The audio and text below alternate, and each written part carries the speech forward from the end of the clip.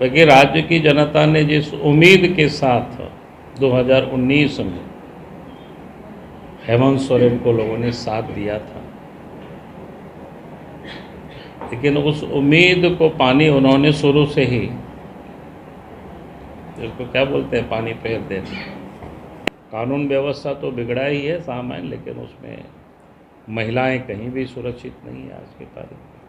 फिर उसके साथ साथ जो कमज़ोर तबके के लोग हैं, सबसे अधिक वो पीड़ित है, आदिवासी हो, दलित हो। पूर्व मुख्यमंत्री बाबूलाल मरांडी ने कहा कि हेमंत की सरकार में भ्रष्टाचार चरम पर है। रांची चलो और झारखंड बचाओ के साथ सचिवालय के घेराव करने की अपील अपने कार्यकर्ताओं से किए। एक दिवसीय प्रवास में आए पूर्व मुख्यमंत्री बाबूलाल मरांडी ने बोले, कोयला, लोहा, बालू खनन संपदा में बड़े पैमाने पर लूट हो रही है। जब पकड़ने जाते हैं तो विपक्ष पर आरोप लगाकर अपना पल्ला झाड़ने का प्रयास करते हैं। संथाल परगना के आदिवासी समुदाय के साथ घोर अन्याय हो रहा है। बांग्लादेशी घुसपैठ को सरकार संरक्षण देकर आगे बढ़ा रही है और आदिवासी व गरीबों का विकास चिंता नहीं है। झारखंड में बेटी रोटी पर आफत है, कोई भी सुरक्षित नहीं है। राज्य को किस ओर ले जाना चाहते हैं, ये झारखंड की जनता इस सरकार में अपने को ठगा महसूस कर रही है। मंत्री के मौत पर उन्होंने कहा कि कोरोना की चपेट में आने से काफी कमजोर हो गए थे, जिसके कारण आज उनका मौत हो गया। असामयिक मौत पर दुख है, काफी संघर्षशील नेता थे। क्योंकि राज्य की जनता ने जिस उम्मीद के साथ 2019 में हेमंत सोरेन को लोगों ने साथ दिया था,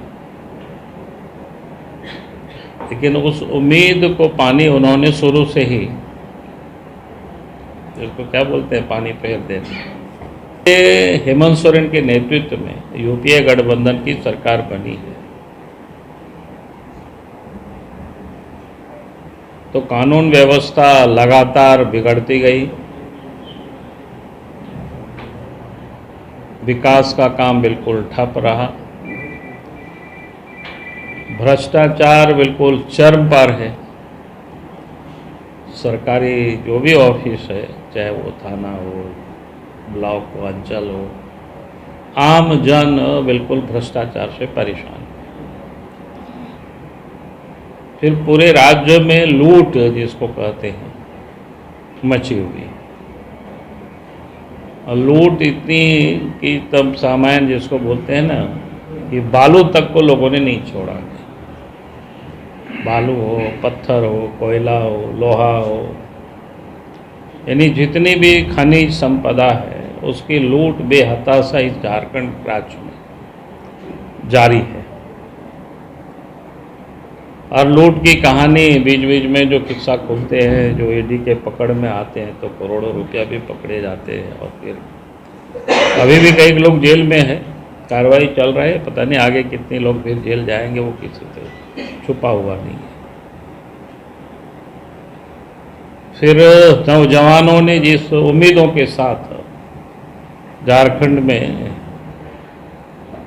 पिछले दफे साथ दिया था, और सरकार ने भी लंबी चौड़ी घोषणाएं की थी, नौकरी नहीं तो भत्ता देंगे, लेकिन पिछले 3.25 साल का रिकॉर्ड यही है कि इन्होंने कोई जॉब का कोई खास बहाली नहीं किया।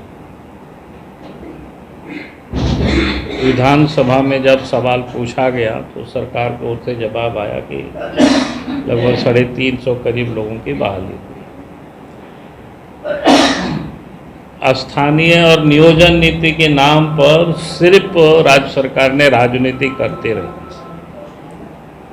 अब उनकी पूरी तरह से कलाई खुल गई। झारखंड की जनता, यहाँ के नौजवान अब आंदोलनरत है, सड़कों पर है, जूझ रहे हैं, लड़ाई लड़ रहे हैं अपने हक के लिए, अधिकार के लिए। लेकिन सरकार उन लोगों को सहानुभूतिपूर्वक उनके बारे में विचार करने या उनकी जो मांग है उस पर उनको सोचना चाहिए, लेकिन उल्टे डंडे ही बरसाते हैं। तो कुल मिलाकर के मैं ये कह सकता हूँ कि जितनी भी तबके आप कह सकते हैं, कानून व्यवस्था तो बिगड़ा ही है सामान्य, लेकिन उसमें महिलाएं कहीं भी सुरक्षित नहीं है आज की तारीख में। फिर उसके साथ साथ जो कमज़ोर तबके के लोग हैं, सबसे अधिक वो पीड़ित है, आदिवासी हो, दलित हो। फिर झारखंड का जो कुछ पार्ट है, जैसे संथाल परगना का इलाका, वहाँ तो बांग्लादेशी घुसपैठी है। सरकार के संरक्षण में लोग फल फूल रहे हैं। आबादी का जो डेमोग्राफी है पाकुड़, साहेबगंज, इस जिला का पूरी तरह से बदल चुका है। आज वहाँ पर जो ट्राइबल है, उनकी रोटी और बेटी पर भी एक प्रकार से आफतें आई हुई है। तो ये एक राज्य की मैंने मोटा मोटी आप सब लोगों के सामने सोचा एक खींचा है तस्वीर। इन सब के विरोध में भारतीय जनता पार्टी की ओर से 11 अप्रैल को रांची चलो और झारखंड बचाओ इस नारे के साथ, अब जिसको मैंने कहा कि अगर उसको सूत्र में कहे तो झारखंड लुटेरों से बचाना है, परिवारवादियों से बचाना है, झारखंड की जो नौजवानों की जो अधिकार है उसको हमें बचानी है, जो आज सर्वत्र उसको नीलाम कर रही है सरकार। भ्रष्टाचारियों से बचानी है झारखंड को। तो झारखंड को बचाने के लिए 11 अप्रैल को रांची चलो और सचिवालय का उस दिन घेराव।